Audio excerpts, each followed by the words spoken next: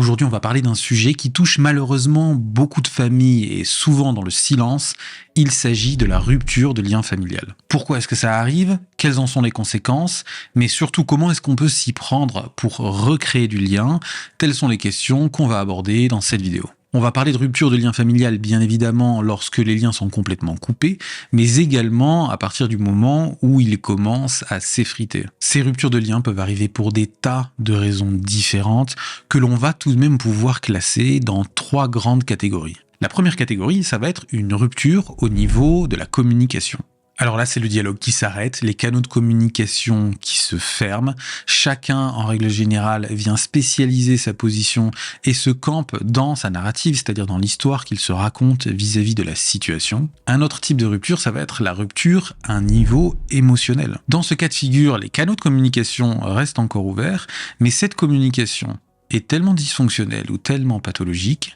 qu'il y a une nécessité de se fermer, de se couper à un niveau affectif. Dans ce cas de figure, les différents membres de la famille vont commencer à ériger une certaine forme de forteresse intérieure qui va les protéger du mal que pourraient leur faire les autres à travers ces canaux de communication qui restent ouverts. Et enfin, le dernier cas de figure, c'est une rupture à un niveau physique. Pensez à des situations dans lesquelles il peut y avoir, par exemple, des séparations familiales avec des divorces, avec des personnes qui partent vivre très loin les unes des autres. On peut voir ce cas de figure également quand il y a des placements d'enfants. Donc, bien sûr, ça va être une rupture de lien physique avec les parents, mais ça peut également être le cas entre frères et sœurs, parce que j'ai pu voir des situations en protection de l'enfance dans lesquelles les enfants d'une même fratrie n'avaient pas été mis ensemble dans une famille d'accueil ou dans un foyer, mais avaient été séparés les uns des autres. Donc vous voyez, c'est pas tout à fait la même chose en fonction du type de rupture de lien dont il est question, et on va pas agir de la même façon. S'il s'agit premièrement d'une rupture de lien physique, et qu'il n'y a pas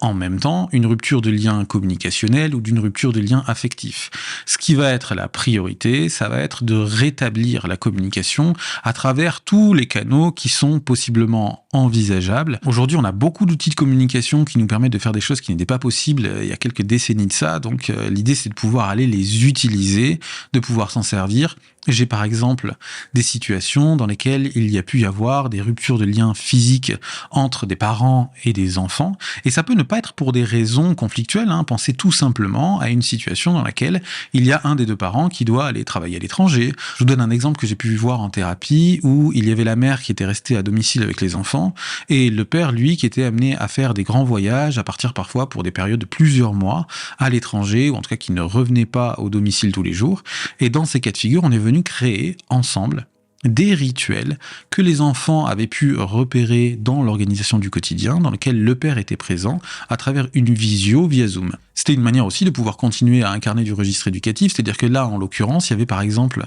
des enfants en bas âge, et lorsque la mère avait à faire des tâches, aller faire la vaisselle ou s'occuper des autres enfants, elle pouvait par exemple mettre une caméra avec un ordinateur pour surveiller certains autres enfants de la fratrie, et puis le père pouvait communiquer avec eux, faire des jeux, parler avec eux. La mère gardait sur son poignet une montre connectée comme celle-ci, et si jamais il y avait le moindre problème, le père lui envoyait une alerte sur sa montre pour qu'elle aille tout de suite aller vérifier ce qui se passe dans la pièce d'à côté. Ne serait-ce que cette manière-là de procéder, c'était une manière de faire exister ce père à l'intérieur des relations familiales et de créer cette reliance malgré la séparation physique. Il y a d'autres types de situations dans lesquelles la rupture de lien physique est imposée par la situation, que ce soit dans le cas de la protection de l'enfance, par exemple par un juge, mais que ce soit aussi, malheureusement, comme on peut le voir à travers le monde, quand il y a des conflits armés, quand il y a des déplacements de population, dans lesquels, parfois, tout simplement, la situation fait qu'il y a une rupture, une séparation de liens physiques. Et dans un cas comme dans l'autre, le plus important, ça va être au plus vite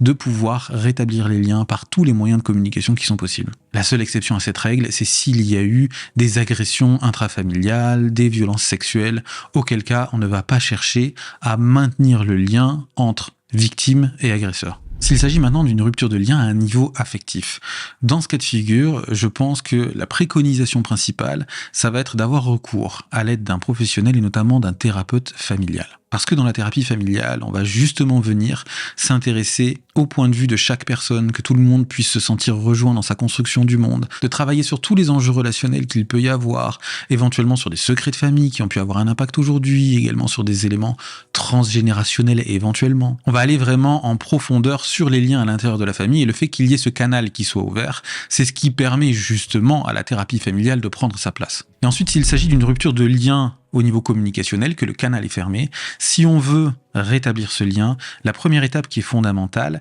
c'est d'abord d'appliquer ce mécanisme de reliance à un niveau intra-individuel, c'est-à-dire à soi-même, parce qu'avant de se reconnecter avec les autres, il faut pouvoir se reconnecter à soi, pouvoir faire une analyse de nos besoins, de ce qu'on a pu ressentir, de ce qu'on peut vivre, et si on va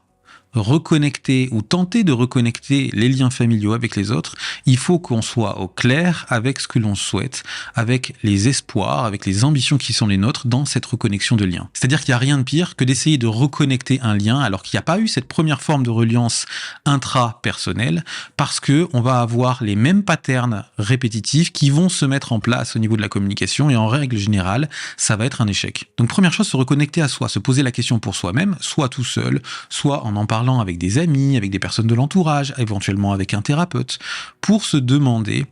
qu'est-ce qu'on ressent, qu'est-ce qui est important pour nous de transmettre, et surtout qu'est-ce que l'on souhaite dans cette reconnexion des liens. Ensuite, seulement dans un second temps, on va aller vers la reliance interpersonnelle, c'est-à-dire entre les individus de la famille. On n'est pas obligé de reconnecter avec tout le monde en même temps. La reliance peut se faire avec certaines personnes, puis ensuite avec d'autres. Dans cet espace-là, la thérapie familiale peut être indiquée, mais également la médiation familiale, qui peut être très pertinente, dans le sens où on va aller chercher quelqu'un qui va pouvoir faire tiers dans la relation, qui va pouvoir sécuriser un espace dans lequel le lien va pouvoir se reprendre. Et ensuite, on va pouvoir activer les leviers de reliance groupale, sociétale, parce que parfois, les personnes, quand elles s'isolent, quand il y a une rupture de lien familial, ça va aussi avec une rupture de lien social, parce que la famille peut être implantée dans un territoire, et qu'il peut y avoir eu justement, avec cette rupture de lien, une perte d'autres types de relations, et notamment de relations amicales, de relations professionnelles, etc. Ce qui serait vraiment formidable, c'est que dans les commentaires, vous puissiez me dire comment vous avez pu, soit à un niveau personnel,